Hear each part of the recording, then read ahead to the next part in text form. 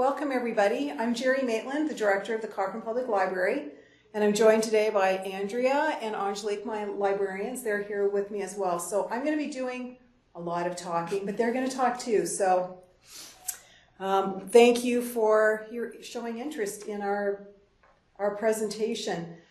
We're going to go through a little bit of the history and what's been happening in Cochrane in the last few years. I think most people are aware that we had some serious issues before I came on board 2 years ago. We're going to talk about some of the challenges that we've had to overcome. We're going to touch briefly on our rebranding and how that's impacted how we ask for grants. We're going to talk a little bit about our new strategic planning, an overview of some of the bigger grants that we've received lately. The librarians can talk a little bit about how they came across some of the grants that they've applied for and strategies that we've used. What happens when, be careful what you ask for. We're just going through one of our grants right now, and we've got a big launch party on Saturday, so we'll talk a little bit about that.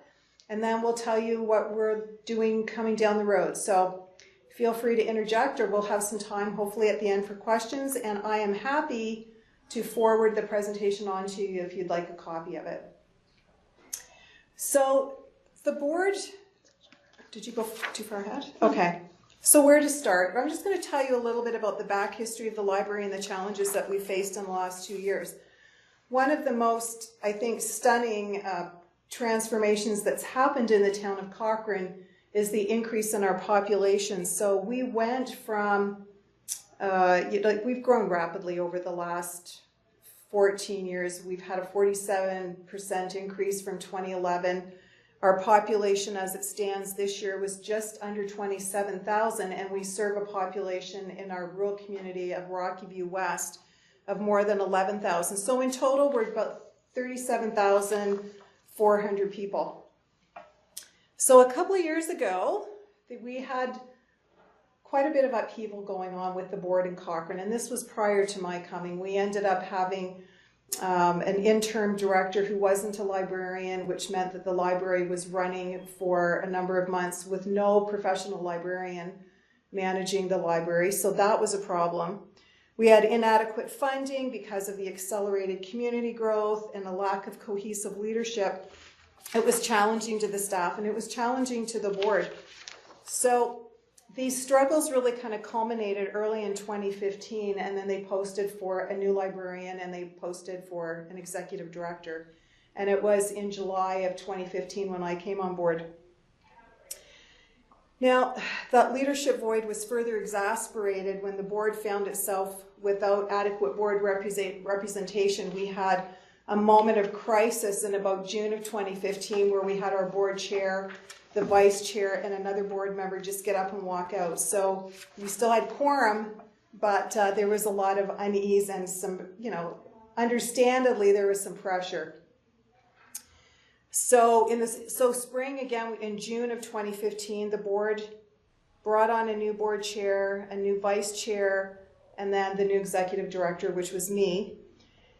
And by the fall of that year, all of the board positions were filled. And so the board was ready to start focusing on the future. But the challenges weren't over. They were going to continue. And the board, it was a bad mix of people. We still had issues with board personalities. I'm sure you can all relate to that. And we had some board members come to the table with varying experiences and perceptions of what a library should and shouldn't do. At this point, we still had 2 old board members along with 6 new board members, and the relationships were not gelling very well. So the board decided that they need to focus, and they were trying to figure out a way to work together. So combined with some negative interpersonal dynamics led to more tumultuous times, and we did a full-day retreat in December of 2015, which brought all of that negative dynamic to a head. If you can imagine. And we've decided we'll never do that again in December because people were, so many other stresses in people's lives at that time, but that was an interesting day. But the board did finally come together. I had a lot of experience that I brought with me from my other library world roles. And so one of the things that we decided is that we really needed to clarify the roles of the board. They needed clear understanding of what an executive director does and did. And then we set out some accountabilities, and that led into a new strategic planning process.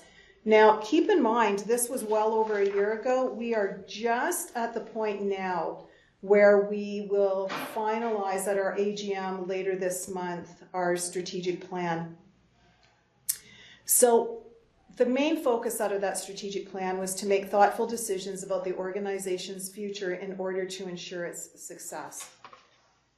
So I'm telling you the board side of the story right now, but there was a lot going on in my end. So that all kind of culminated in the fall of 2015 all the way to now. So it's been a 1.5 year process just to work through our strategic planning.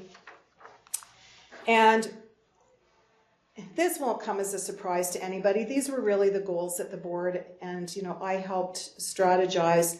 Understanding the community need, understanding what board management does. We actually had PLSB come down and spend a full day with us, and to help our board members understand where they could put their fingers and where they couldn't. And at the end of that meeting, we actually had another board member get up and walk out. So the turmoil, it's getting better. I would say that we're gelling as a board. And they have been really good at just letting me run with the plans and doing what I needed to do, which I've been very happy about. So the other goals, like partnerships in the community, accessibility, capital improvements, funding, our workplace, which means staffing, programming, which means our big events and how we're going to deliver the needs and meet the needs of the community.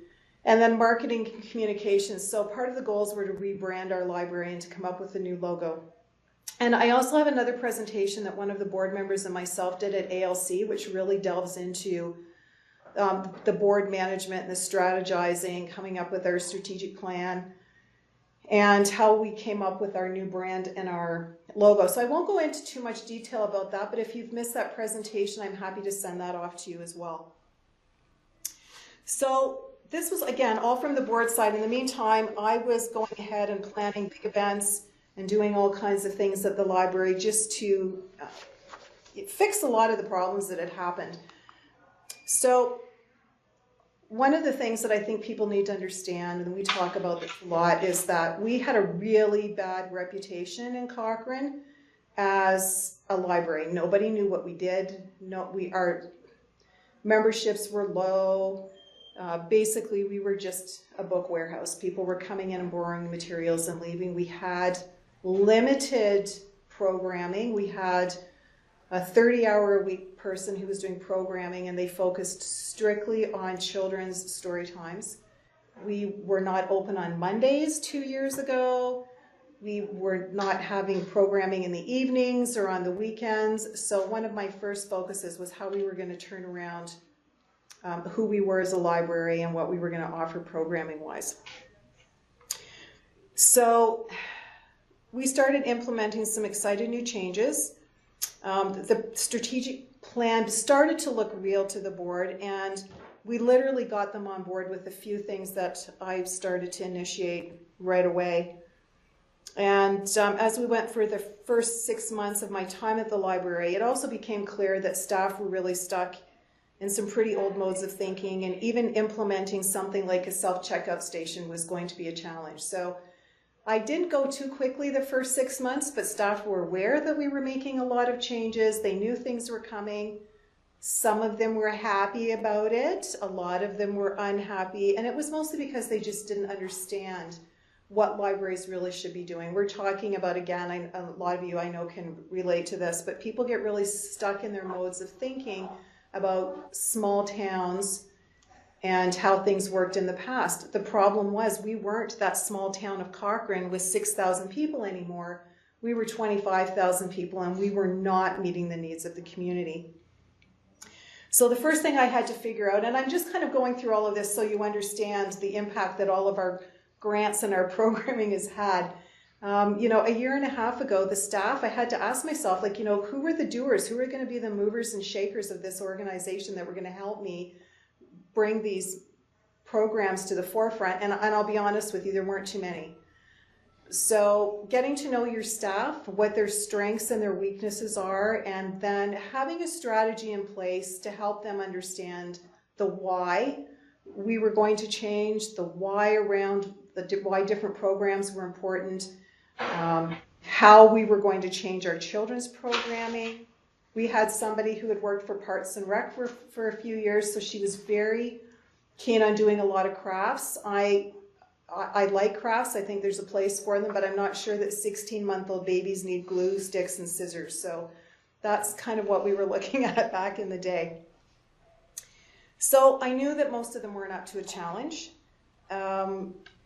Board members were still being pretty abrasive, and they couldn't see a vision.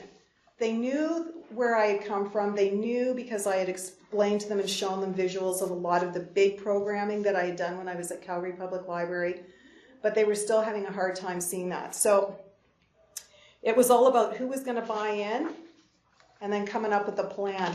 And I'll be honest, a lot of times the plan lives in my head. But we were on shaky ground with staff. We had a full-time librarian at the time, but it wasn't somebody who was going to be able to support me through the transition with the programming. And, you know, again, it's just one of those things where I had to spend a lot of time going through job descriptions, redefining people's roles, and preparing them for what was going to come. So my plan was to reestablish the relevance with the community. I knew that we had to do some impactful things that were going to stand out, that people were going to go, oh wow, what is going on at the library? We had no relationships that were strong with anybody in this community. The town didn't really want to have anything to do with us. The Rotary, the Lions Club, the schools didn't really want us to come out and talk to them. You name it. Everybody, and I'm not kidding, everybody had some really brutal story about a bad experience that they had had in the library. And the first 6 months that I was here, every single day, I had to listen to another story. And, you know, right down to the facilities people that were treated really, really badly. And it was pretty shocking. So we knew that we needed to redefine the library as a key community asset, and then we had to figure out a way to respond to community need. And we needed to figure out how we were going to get into those community groups so we could even be at the table and have those discussions. So I knew that was at the forefront of my plan. And, you know, the thing with staff was they were either going to get on board or they weren't. I have a saying that the librarians hear me use all the time. And it's basically either get on the Jeri train or you get off. I need people to be on board, literally, with the changes that we're making. And if they can't, then they are working in the wrong place. I do that in as kind of way as possible. And we've had some big staff turnover in the last year. We've had people retire. We've had some people resign. We've had mat leaves happen. But at the end of all of that, we've been able to build a really, really strong team. And that includes having 2 full-time librarians. So it really does make a difference. So my plan, I knew exactly where I was going to start. So for those of you who haven't been to Cochrane for a while, this is what the library used to look like 2 years ago. It's lovely, isn't it? So this building was built in 2000. It's 8,000 square feet.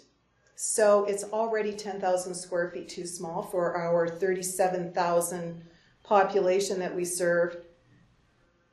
And as far as we could tell, there was no plan ever implemented after 2000 to expand this library or to add, renovate it or add extensions to it. But we did finally work back to somebody who originally worked on this plan.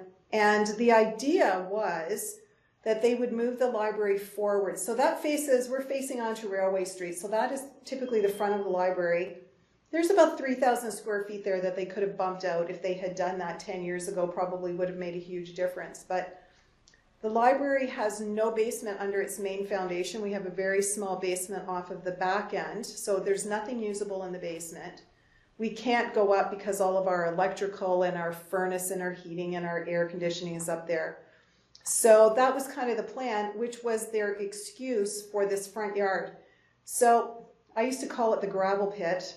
And we cannot explain what the strategy was for those big sandstone rocks, but they were just kind of placed there in the front yard. But I saw that as very usable programming space if we could get trees and a fence and some grass around it. So as an example of how bad our reputation was, I had started in July. The middle of August, we had the opportunity to apply for a grant with the Bow River's Edge Campground. And I'll come back to this story a little bit later in the presentation, but this is a really unique nonprofit fundraising group. It's the Lions and the Rotary. They own this campground, they run it, and the proceeds from that campground every year go back into the community, into nonprofit groups. And they usually have anywhere between $180,000 and $200,000 to give back.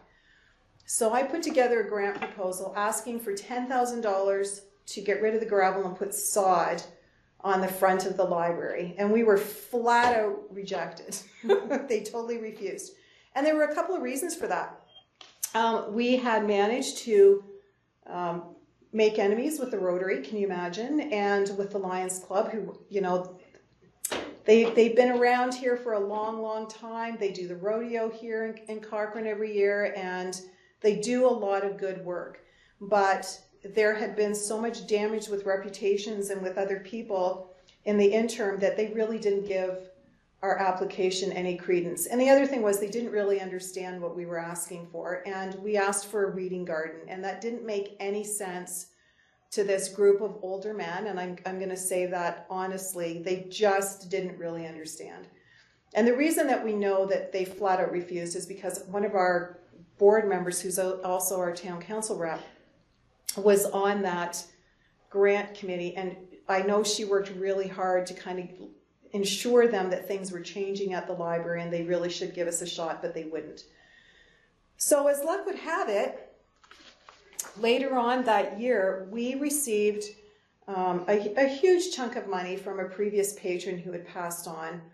And the board agreed that by now I'd been talking about this gravel pit every single opportunity that I had with everybody. And they started to kind of go, yeah, maybe getting rid of the gravel and putting grass in would be a good idea. So we made the decision to invest $25,000 in renovating the front of the library. And so if we go to the next slide, this is what we were able to do last April. So it ended up costing us $29,000. We used a portion of this inheritance that we received. We put in sod. We took out 12 dump truck loads of gravel. We moved the rocks and we put in 5 trees and mulch and just cleaned it up a little bit. And that was basically all we got for our $29,000. We bought a few wooden benches and a couple of chairs, and we put in a little honorary children's garden, which you can't see in this photograph, but a little garden where the kids can plant flowers and play in. And it did exactly what I intended it to do. People in town started to go, what is going on at the library? We have to go and see what's going on at the library. And I'll get to this later, but we did go back last year and apply again to Bow River's Edge Campground for funding, and they didn't even bat an eye last year. They were able to see that we were serious about doing things in the garden and in the library. We didn't ask them for garden funding this time, and I'll talk a little bit about that later, but this was one of the big things. For some reason, putting a green space in front of the garden had huge impact to the community, and the people that like the leaders of our community as well. So the mayor was here for the first time in years when we held our grand opening of the garden, and this all kind of trickled down into some other the grant funding, and it's kind of led our way of thinking since this has happened too. So I know all of you have heard this story before for the most part, but I just wanted to share that with you. That's okay. I think I kind of talked past that. So it had huge visual impact, which is what I wanted, and then we decided to move inside. So we had some really nondescript areas of the building. We took this corner, which was our children's area. We had some money from the Friends of our Library that had been sitting in the bank. And I have to just say too, the Friends of the Library had been treated so badly that they were just losing enthusiasm all the way around for having anything to do in the library. So when I met with them, I shared with them my vision for what the interior should look like and how we could have big impact and how it could be something that they could be really proud of. So Some local artists came in and spent 3 months creating this amazing mural for us in the corner. They charged us $5,000, which was beyond what we could have asked for. And we ended up finding some money, another $8,500 that the friends donated from their book sales. So again, what's happened with the garden and with the children's area, as we've been able to do this, people are starting to recognize that we can take on these really big projects, that we can manage them, and we can manage the money really well. And people are really loving and enjoying the space. So that was kind of the first step. So, and this is just, for those of you who haven't been in lately, like we've really run with the theme that the library looks like a train station. And we've recreated this historic mural that represents the original train station in town. We've got this huge train coming out of the corner into the library. There's little secret pictures hidden all inside, and the granary. And of course, these buildings have burnt down a number of years ago. So people love that. We had some volunteers build the trains for us. We redid some old antique furniture, and that's kind of how we went with the children's area. But it's had huge impact. People talk about it a lot. The 3 months that we were painting, we had plastic screens up that people could peek around the corner, and it just really built up a lot of conversation that something interesting was happening at the library. So here's the part that we want to talk about, like how we decide how we're going to apply for grants and what we want. So I have this never-ending wish list that's on a whiteboard in my office.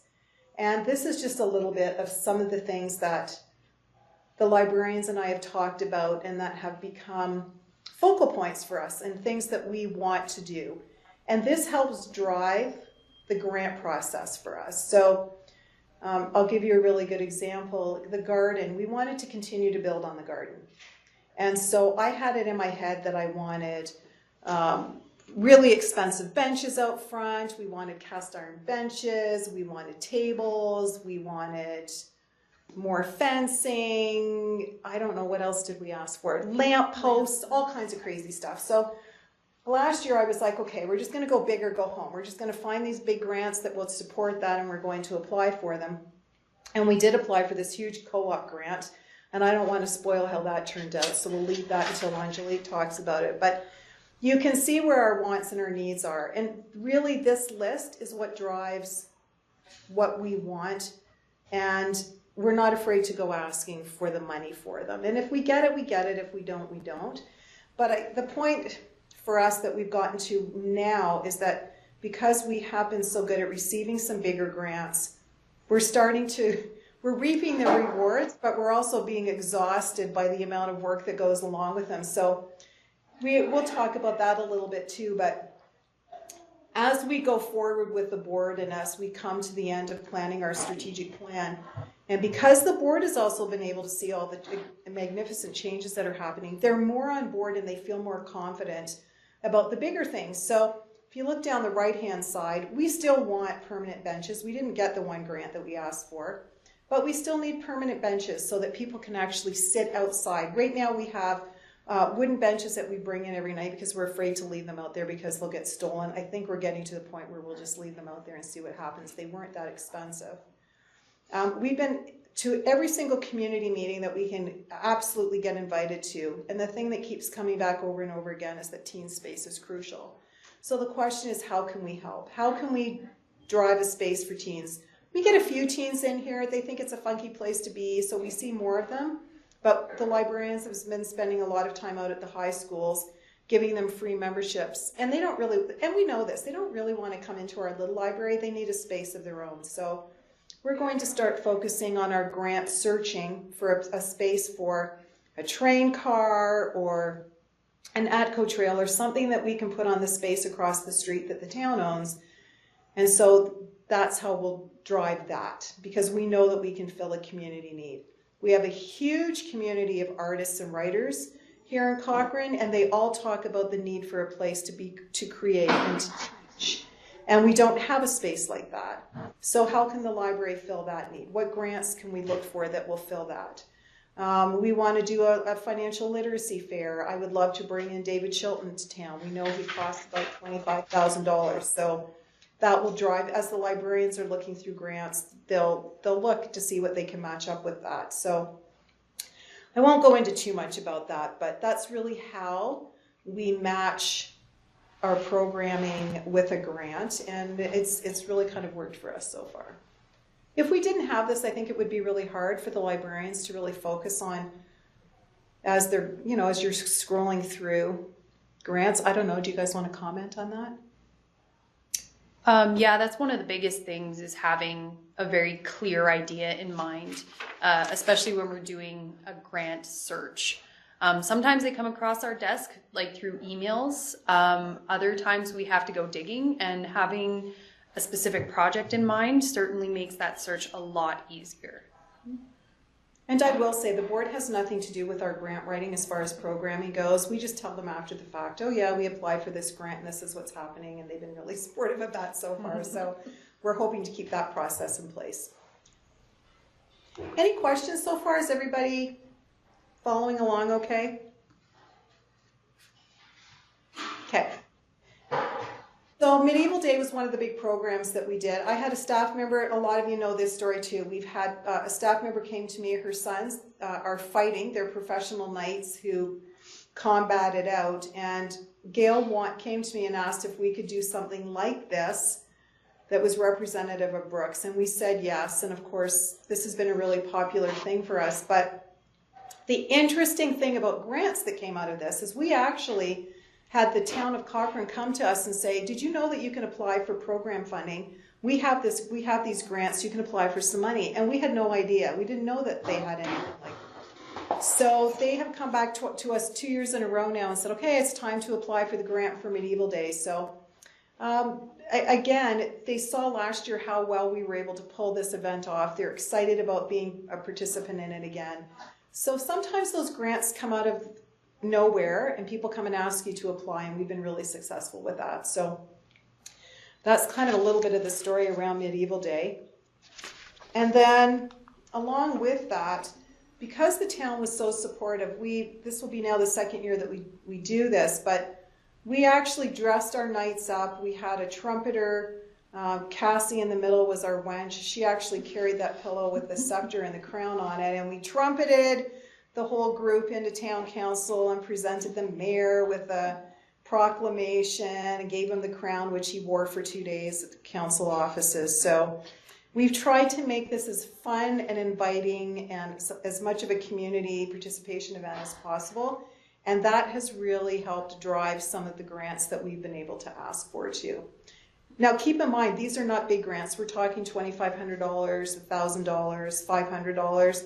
But they're coming from our community partners who are excited about what we're doing. So I think sometimes we're more excited about the smaller grants that we get than we are the bigger ones, because they mean so much to us that people are being supportive and they're reaching out to us. So that's Medieval Day. So just a little bit, I'll let Andrea speak to this in a moment, but this goes back to the Bow River's Edge Campground. So if you remember, our crusty group of Lions members and Rotary members who didn't want to have anything to do with the library, last year we went to them with another grant proposal and asked for $8,800, and then combined that with money from the Friends of the Library. We ended up investing $17,000 into our learning labs. So I think we might have been a little surprised that Bow Ridge Campground came back to us, but they were really excited to participate. Did you want to comment on any of that, Andrea? Well, this was my first grant that I wrote as the librarian here, so I was over the moon that we actually got it. And our town council person again really went to bat for us, which I think is crucial for grant writing, is having people on your side and able to see the relevance and the significance of the work that libraries do. So. Mm-hmm. So that's been a big boon for us. And there was some big learning that came out of these, and we're going to talk about that in a little bit as well. Yeah. And then Andrea can speak to this too, but this was kind of one of our unexpected grants that we applied for, and I'll let Andrea talk about how she came across this. And I've talked about this a lot, how we were awarded a grant from the Toronto Public Library Foundation to hold the Canadian Children's Literature Festival Book Bash in Cochrane. And I would encourage all of you that are listening, if you have the staff to be able to pull this off, or you have a big group of volunteers, I think it's well worth it. Toronto Public Library holds this event every other year in Toronto. And then every other year in between, they offer it up to anywhere in Canada that wants to hold it. So we're very excited. Do you want to talk about Book Bash, Andrea? Sure. This was shortly after the Summer Reading Club closed, and then we received an email. I can't remember if it was from the Summer Reading Club people or if it was from Marigold. But anyway, we got an email saying, a Canadian library can apply to host the Book Bash. And so we're like, oh, wouldn't that be cool? And then we forgot about it. And then it was the day it was due. And I'm like, oh my goodness, Jeri, do we want to apply? And we did. And well, I'm going to talk more about it a little bit later. But anyway, we were successful, and it was a huge, huge surprise. And it's very exciting. And how much is it? 17,000. And who's coming to Cochrane? Fred Penner. So we're really excited about that. This will be a one-time thing for us. We'll never have the opportunity to do Book Bash again. But certainly we're happy to share any of the grants that we've written with you if you're curious as to how we've done that. But that was a big boon for us. The other thing that we did is we held a big International Women's Day Forum this year in February. And this was something that was near and dear to my heart. And Andrea at the time was very aware of that. So she went looking for a grant that might match what I was proposing that we do. And so we applied to FCSS Rocky View. As it turned out, nobody had applied from a library to them before. Mm-hmm. We didn't get what we asked for, but we came pretty darn close. And we ended up with 234 people that showed up to our event. We had 4 keynote speakers. It was on a Saturday. We held it from 11 till 2:30. We had Kate McKenzie come all the way from Toronto, who ran the Secret Marathon with Martin Purnell last fall, and showed a clip of the documentary that they were filming. And we provided lunch, and it was all free with your library cards. So FCSS Rocky View is looking forward to this event and us coming to them again. And again, this is another one of those really full circle backdoor things that you don't expect, but we have been spending a lot of time going out into Brad Creek and Springbank and, just asking, what can we do to help? What do you need? And we've really built some strong relationships with the community at Brad Creek. And I found out the other day that one of the trustees on the Brad Creek Community Association, also sits on the board for FCSS Rocky View. And because of the work that we had been doing, they were really excited that we had come and that this was going to specifically not include just the people of the town of Cochrane, but that we were going to advertise far and wide amongst the rural communities. So sometimes you don't know what your work's doing for you out there, and I think that this grant was a really good example. So we asked for $7,500. We got $5,000, but I imagine we'll get the full $7,500 next year. It was a really, really great day. Mm-hmm. So the other thing that we did, and this was just, me talking about this, I'm sure everybody's sick and tired of me talking about this bloody garden on the front of the library. But I really wanted to expand this. We still wanted more furniture. We wanted more trees. We wanted to have flower gardens. We wanted to have a community garden. And I was really set on having a gardening tool lending library. I had no idea how that would go here, but I was really excited about it. And again, Andrea came across the TD Friends of the Environment grant, and we sent off what we were looking for, and we used our horrible pictures. So the fact that they were able to see, this is what we used to look like, this is where we're at now, can you imagine what it will look like all enhanced? So as we speak, I have 3 staff members outside filling in. We've got some white garden beds, raised beds along the front of the library for a bee garden, a butterfly garden. We're putting a strawberry patch in. We've got a pumpkin patch. And on the back side of the library in the parking lot, we've built these tiered community vegetable gardens. So our launch with TD is on Saturday during our big book sale. So we are just so impressed, and we added 5 new trees to the garden, some lilac bushes and a pear tree, an apple tree, and a cherry tree, and we're getting a lot of attention, but it's looking really beautiful out there. So, 5 years from now, TD and Penelope West are going to have created a big legacy for this library, and we're very excited and really grateful about that.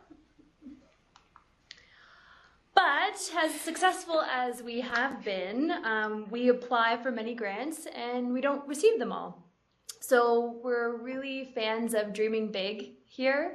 We like to go big or go home, but that, it doesn't mean that you're always going to get every grant that you apply for. So I'll talk about some of the ones that haven't been as successful.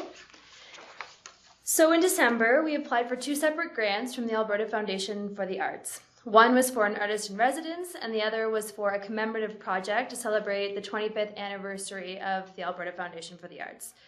As with any grant application, part of the issue could have simply been the demand, that many others applied, and our need just wasn't as great as it was for other organizations, or our proposed projects were not outlined in enough detail.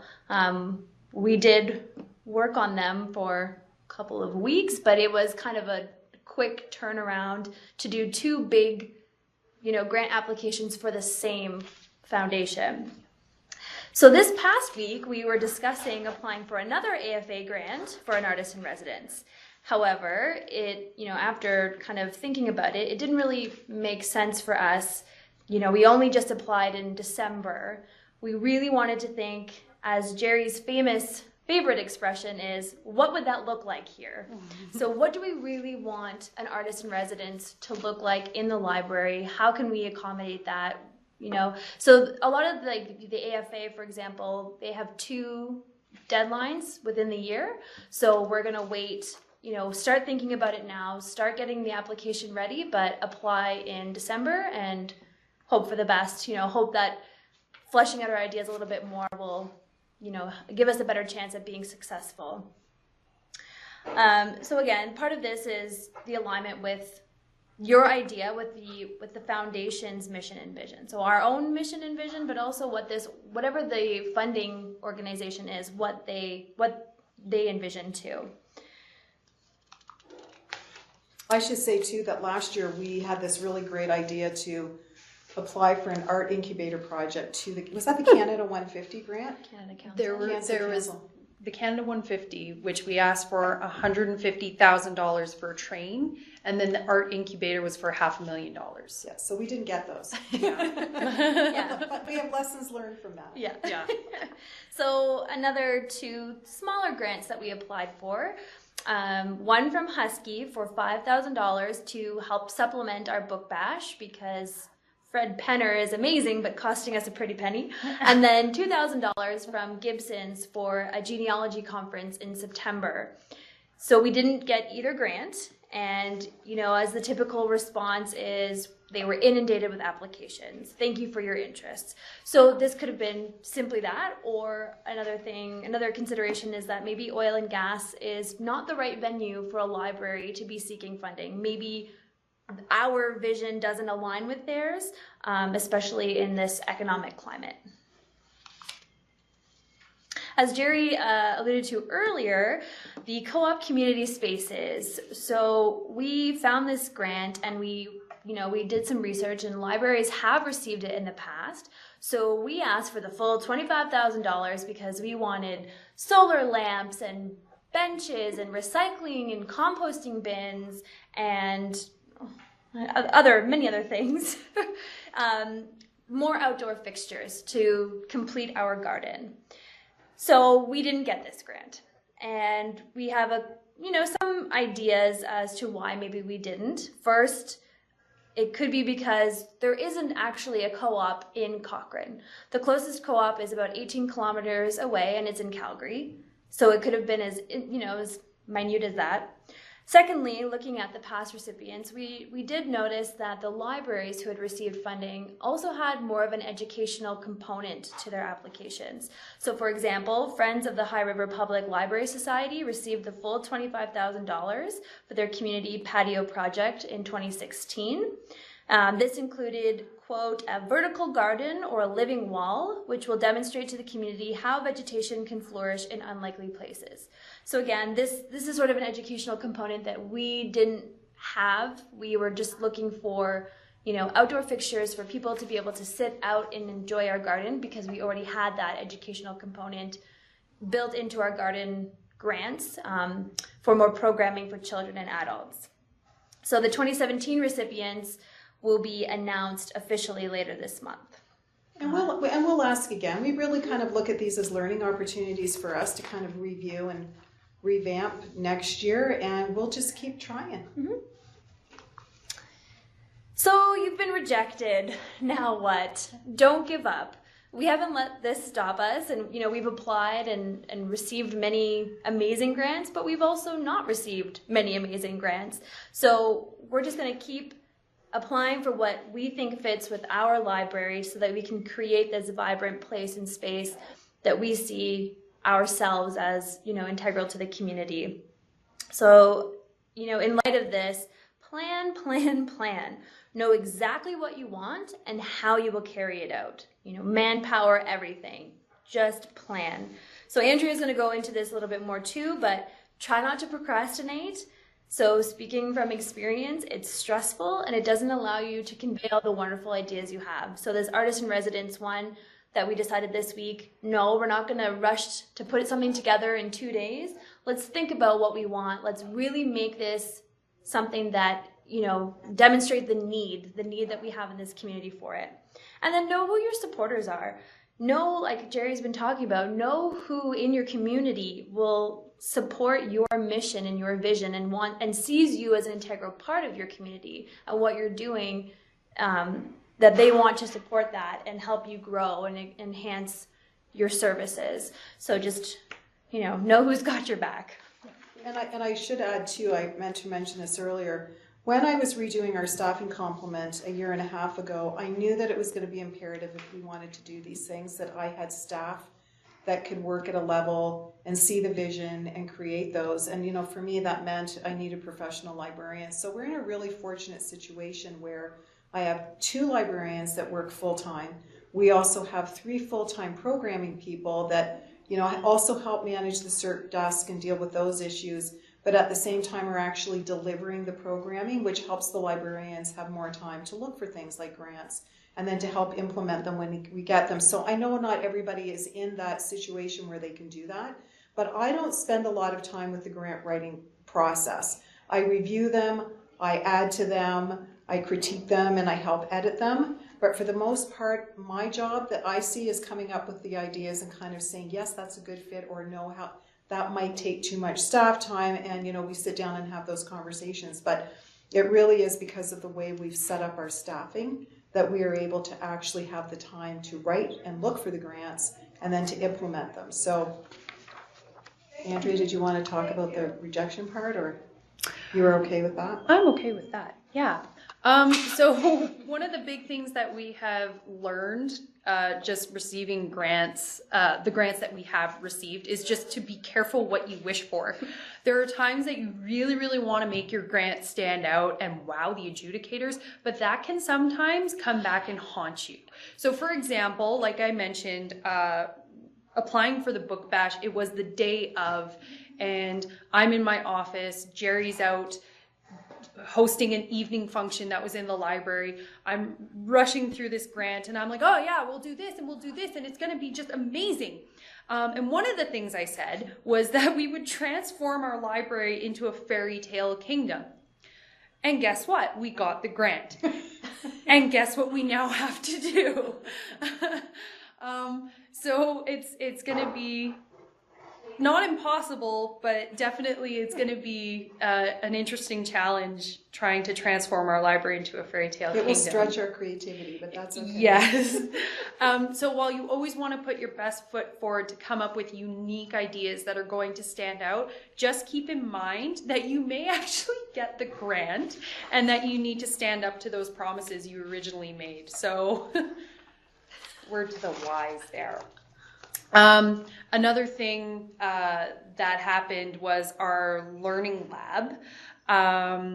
We received a bunch of money thanks to a grant and our friends at the library.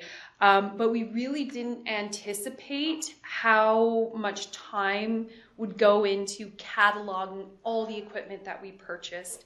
And because of that, we had to keep postponing our launch date when we opened it up to the public. So that was, it was really taxing, you know, and we wanted to get it out there to the public, but it took a long time to get everything cataloged, as well as developing a policy and a waiver around using the equipment and coordinating staff time when people would be in with the learning lab. So it was extremely exciting to get this grant, but it was also very cumbersome to implement than we had originally anticipated. So again, very exciting, but just be careful. All right, so really quickly, lessons learned. Number 1, do not procrastinate. Don't rush through the grant process. It just stresses everybody out. It can cause you to make lofty promises that you ultimately may struggle to fulfill. Alternatively, rushing could hinder your application as you did not allow yourself the proper amount of time to plan and articulate your goals for a given project. Number 2, have a really clear project idea in mind. It just makes everything easier. Number 3, know who's got your back. We've already talked about this. Number 4, don't apply for the sake of applying. You know, like, oh, well, we've applied for 15 grants. Yeah, that's great, but just be really choosy about what grant you want to apply for, what foundations you want to be asking from, especially if you keep going after one organization. It's just going to reflect poorly on you. And lastly, keep your chin up. You won't get them all. We certainly haven't, but we learn from this experience every single time we apply, and we improve every single time we apply. So just to wrap it up, what's next? You might be asking yourselves.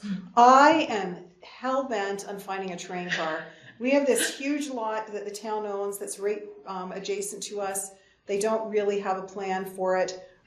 Everybody in town is very well aware now that we are way too small for the size of our community. So I keep telling the mayor that I'm just going to keep adding buildings and trains and cabooses and things across the street until they actually give us more space. But you know, that's coming up on an election year. The board right now is working on an advocacy plan to help move this forward. We know we are in a place where we need more space. But we want to be really thoughtful about that and what it looks like and what our needs are. And we know that we need a place for teens, so we can create that. We know we need more programming space. We know we need more office space. But you know, the thing is, we have built up a lot of trust with our community partners in the last year and a half. People are aware of what's going on. Our MLA goes by our library and pops in and says it's looking so great outside. The mayor comes into the library all of the time. They know that it's worthwhile coming and spending their valuable time at our events and supporting us. So, you know, it was just a few little steps that we had to get over, a few hurdles at the very beginning. And we're just being really thoughtful about the grants that we're asking for. And I'll say, like, you know, we're incredibly grateful to TD, Friends of the Environment, for the $5,000 grant that we got. But wow, staff have been busting their butts out there. So we have a couple of staff members that are really keen in the gardening, and it will pay off over time. But I think we've spent probably 80 hours, you know, hauling dirt and building boxes and buying flowers and, you know, buying all of the gardening tools. And we've realized barcodes do not scan if you put them around a shovel. You have to put them a long way. So, but you know, at the end of the day, our customers come in and they're very excited. Oh, I can borrow a wheelbarrow. You've got a post hole digger. So our next phase is a real power to a lending library. We'll probably implement that in September. We're having our big Friends book sale this week. And then we'll continue to ask for grants to support all of that. So that's where we're at. Thank you, everybody. I hope that you found that helpful. If you have any questions, you can just send me an email. If you want copies of anything, just ask. We're happy to share.